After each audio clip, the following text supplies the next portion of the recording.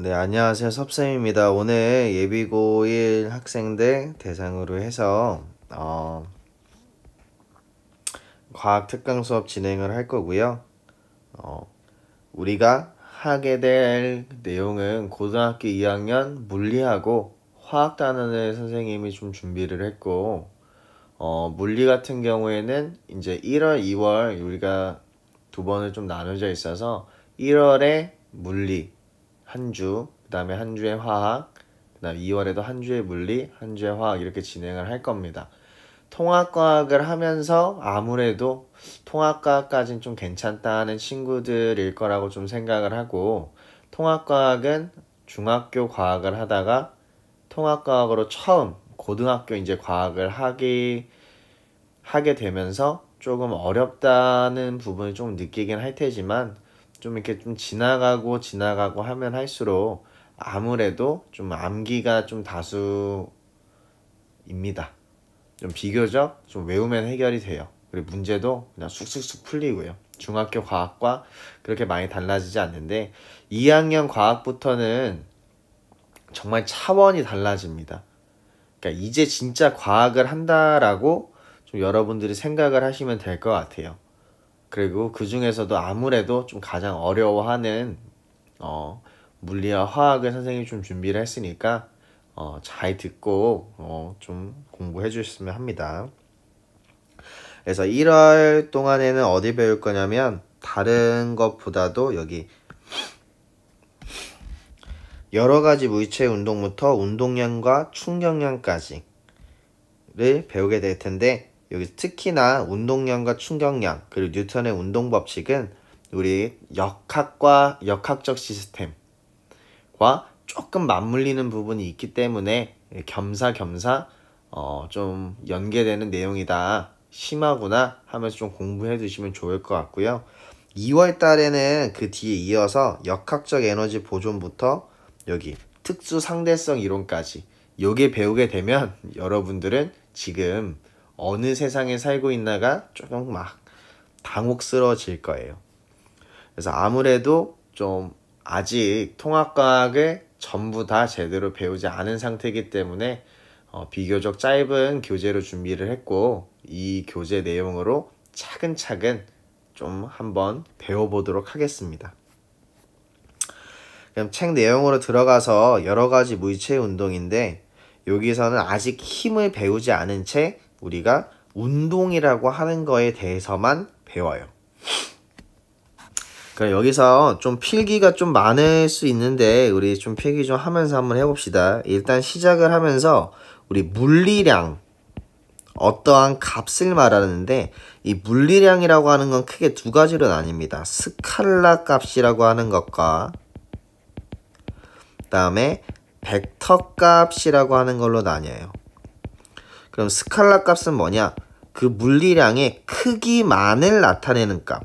예를 들면은 속력, 우리가 뒤에 배우겠지만 속력 혹은 이동거리 뿐만 아니라 뭐 질량, 온도, 그 다음에 길이 등등등이 있을 거고요. 벡터 값은 물질의 운동을 나타내기 위한 값이야. 그래서 크기와 플러스 방향이 항상 같이 있습니다. 그래서 얘는 속도, 그 다음에 우리 위치, 그 다음에 뭐 무게, 힘, 혹은 운동량,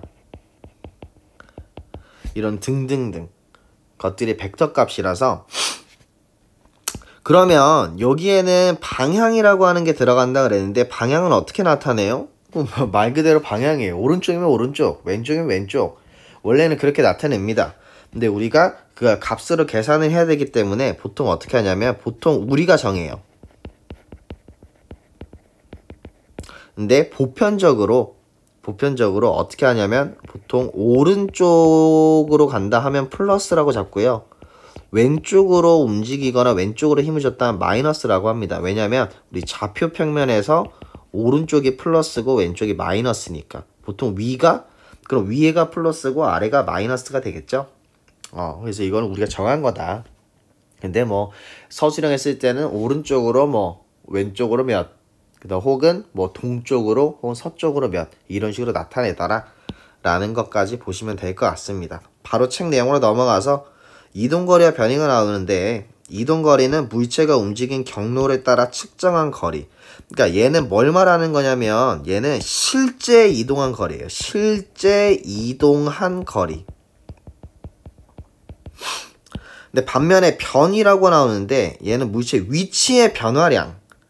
그래서 얘는 처음 위치부터 나중 위치까지의 직선거리와 방향입니다.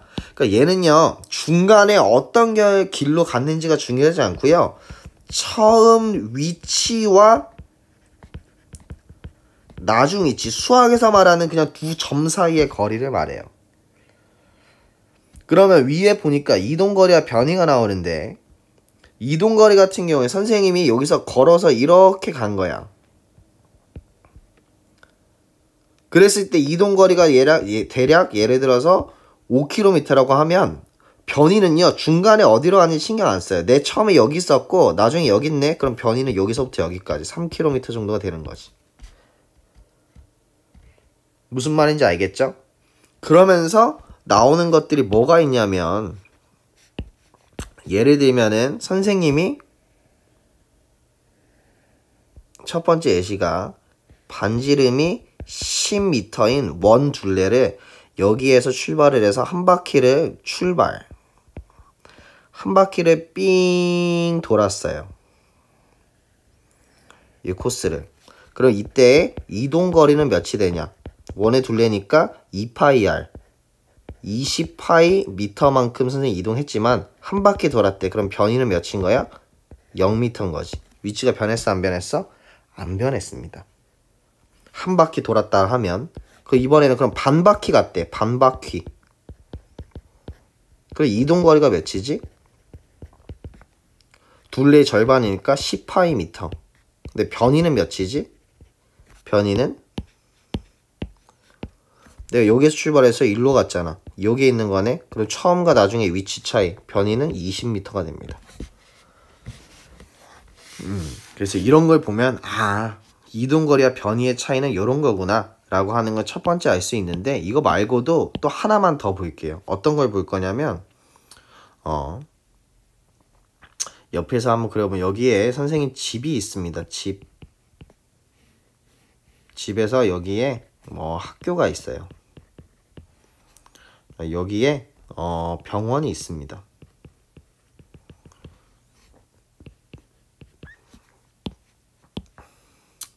근데 여기에서 집부터 병원까지는 200m고요.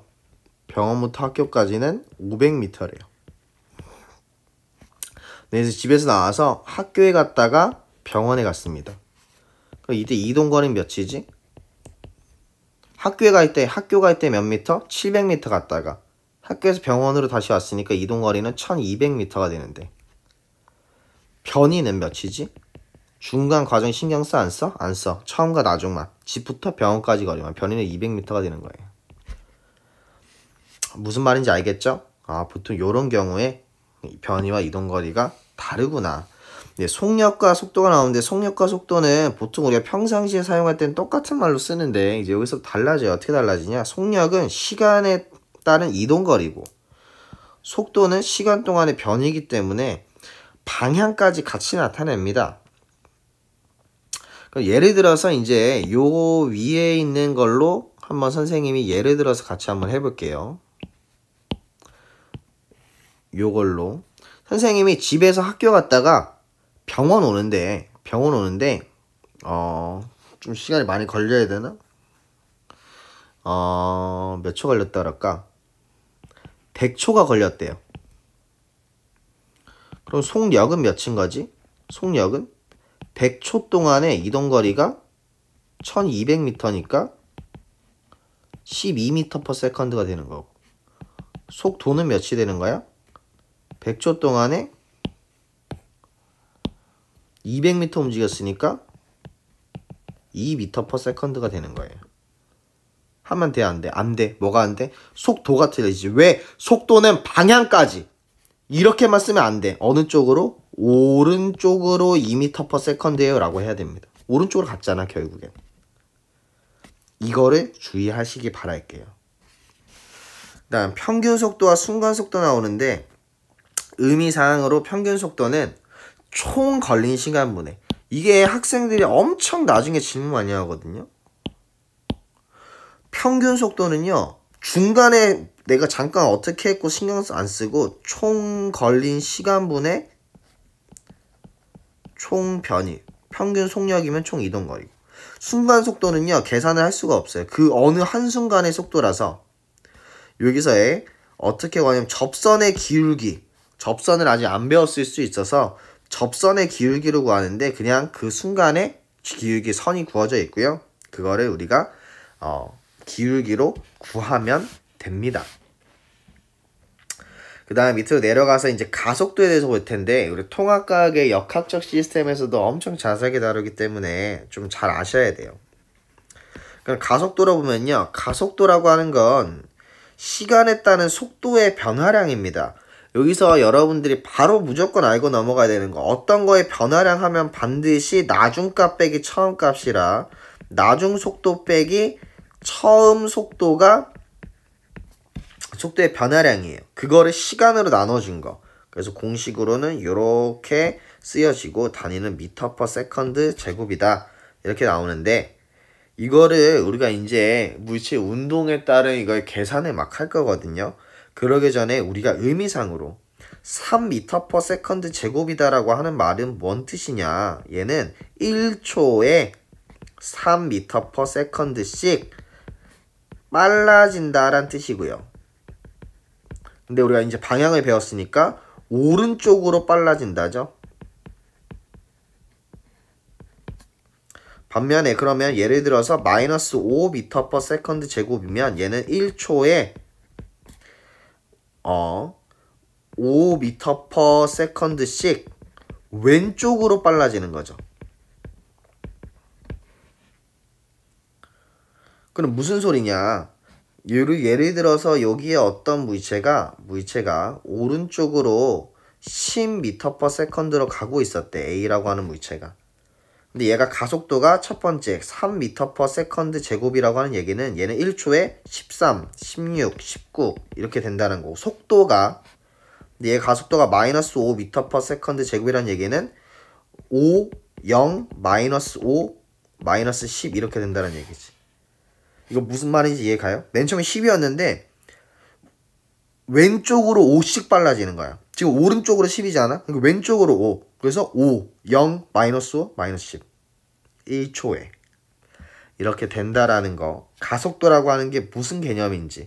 그럼 그 가속도를 이용해서 물리학 원에서는 어떠한 문제들이 막 나오는지를 좀 하나하나 선생님이랑 같이 한번 볼게요. 그걸 하기 위해서는 요거 좀 잠깐 지우겠습니다. 하기 위해서는 우리가 뭘 이해를 해야 되냐면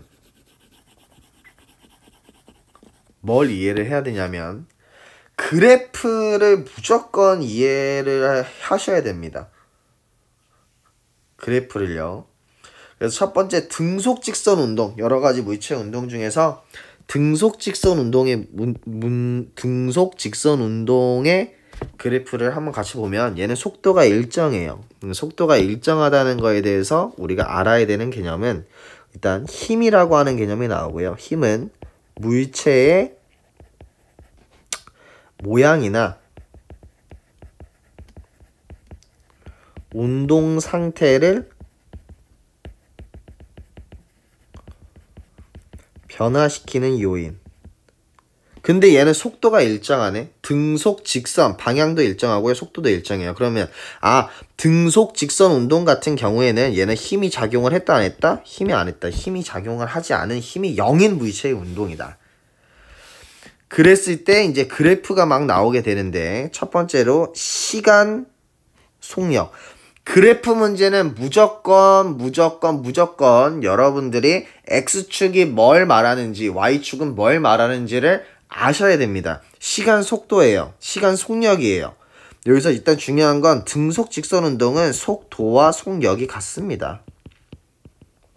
방향이 안 변해서요. 그럼 이때 첫 번째로 시간 속도 그래프에서의 이 넓이는요, 뭘 의미하느냐? 속력 시간, 속력 곱하기 시간이 되겠죠? 속도 곱하기 시간. 그래서 이동거리가 되더라. 중요합니다.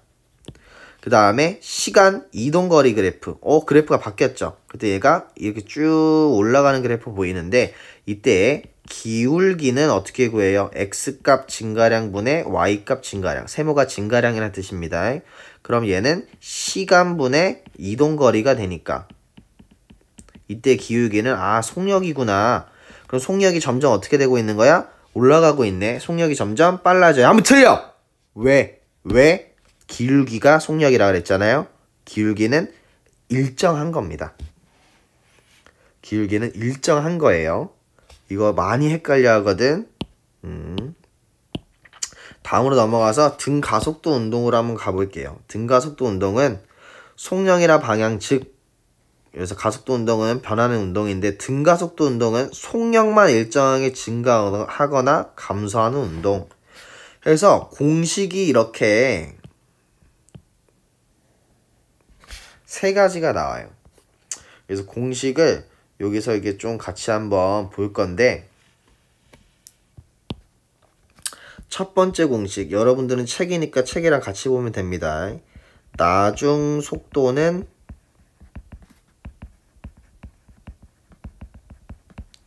처음 속도 플러스 가속도 곱하기 시간이라고 하는 공식. V는 V0 플러스 AT라고 하는 공식이 나오는데 얘는 어떻게 의도가 되는 거냐면 우리 가속도라고 하는 건 나중 속도 빼기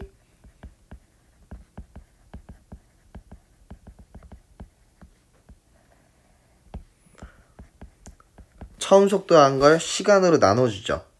그럼 이거를 이항하는 거야. 시간으로 곱해주면 어떻게 돼? 나중 속도 빼기 처음 속도는 가속도 곱하기 시간이니까 처음 속도 이항하면요 위에 식하고 똑같아지죠. 이걸 이용한 거구나. 그 다음에 두 번째로 변이는 저기 알파벳으로 써 있어서 기호로 처음 속도 곱하기 시간 더하기 2분의 1 곱하기 가속도 곱하기 시간의 제곱. 공식은 어떻게 나오냐면 요 밑에 시간, 속도, 시간 그래프 볼게요. 그러면 속도, 시간 그래프에서 아까 요 위에서 등속 직선 운동 보니까 등속 직선 운동 그래프 보니까 속도, 시간 그래프에서 넓이는 이동거리였네. 마찬가지. 여기서도 넓이가 이동거리가 됩니다. 그러면 얘가 어떻게 이렇게 공식이 나오는지를 한번 봐보면 여기 처음 속도가 있던 거야. 처음 속도에서 점점 이렇게 빨라지는 운동을 한 거예요. 그래서 t초일 때 v 나중 속도지. 그러면 여기 사각형 하나, 여기 삼각형 하나 보이니?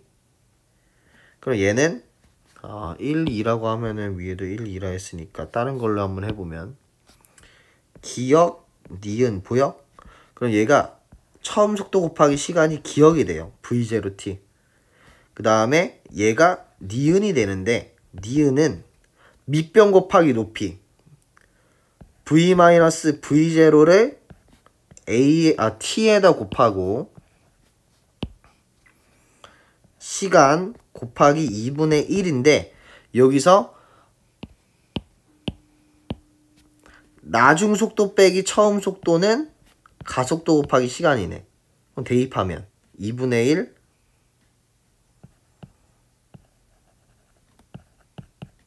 AT의 제곱으로 바뀌죠. 이게 기호라서 좀 어려울 수 있는데 뭐 아무튼 그래서 변이라고 하는 공식은 얘는 어떻게 된다? S는 V0t 플러스 2분의 1 AT의 제곱이 된다. 그 다음에 등가속도 공식 세 번째가 나오는데 다른 공식은 몰라도 이 공식은 외워야 되거든요. 그러면 세 번째 제가 어떻게 나오냐? 세 번째 공식은요 1번 공식하고 2번 공식을 합친 거예요. 1번 공식과 2번 공식을 합칠 건데 t를 소거할 겁니다. 그러면 1번 식은 v는 v0 플러스 at였으니까 얘를 바꾸면 t는 a분의 v 마이너스 v0라고 하는 공식이 되죠. 이거를 2번 식에 대입을 해보면 s는 v0t 플러스 2분의 1 at의 제곱을 s는 v0 곱하기 a분의 v 마이너스 v0 더하기 2분의 1 a 곱하기 a분의 v 마이너스 v0의 제곱. 그러면 s는 a분의 v0 마이너스 v0의 제곱 플러스 얘는 이거 곱셈 공식 이용하면 되겠지. 2분의 1 a 제곱분의 v제곱 마이너스 2v0 플러스 v0의 제곱. 이거 이용하면 이제 얘를 2a로 a랑 a 하나 없어질 테니까 2a로 통분하면 2v0 마이너스 2v0의 제곱 플러스 v제곱 마이너스 2v0 플러스 v0의 제곱 하면은 얘랑 얘 없어지니까 2as는 v제곱 마이너스 v0의 제곱이 되더라. 좀 어려울 텐데 그리고 기호가 너무 많아서 여러분들이 처음 볼 때 못 알아봅니다. 그래서 조금 어려울 수 있으나 그냥 이런 공식이 있구나. 근데 이 세 번째 공식은 1번 공식과 2번 공식은 그리 중요하진 않으나 세 번째 공식은 문제에서 시간에 주어지지 않았을 때 반드시 좀 사용해야 되는 공식이라 좀 유도하는 방식은 나중에 시험 볼 때 학교 시험 내신에서 서술형으로 가끔씩 나오거든요. 네, 뭐 그럴 때 푸는 걸로 하고 그냥 저 공식 자체는 알고 넘어가 주셨으면 합니다. 그 다음에 등가속도 직선운동 그래프들을 한번 볼 거예요. 그럼 어떻게 되냐면 일단 가속도가 클 때, 가속도가 0보다 작을 때 이렇게 나오는데 여러분들이 아시면 좋을 거는 이 노란색으로 선생님이 박스 친 시간 속도 그래프만 아시면 됩니다. 그럼 어떻게 아시면 되냐? 여기서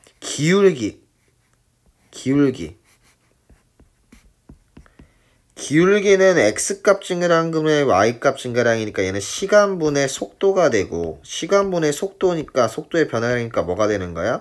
가속도가 되더라. 그럼 얘는 가속도가 점점점 어떻게 되고 있는 거야? 점점점 증가하고 있죠. 라고 하면 안 된다고. 아까랑 똑같잖아. 기울기가 가속도니까 가속도는 어떤 거야? 일정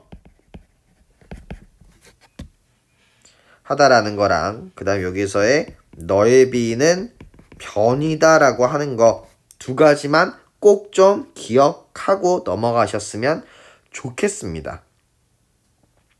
여기까지 아시겠죠?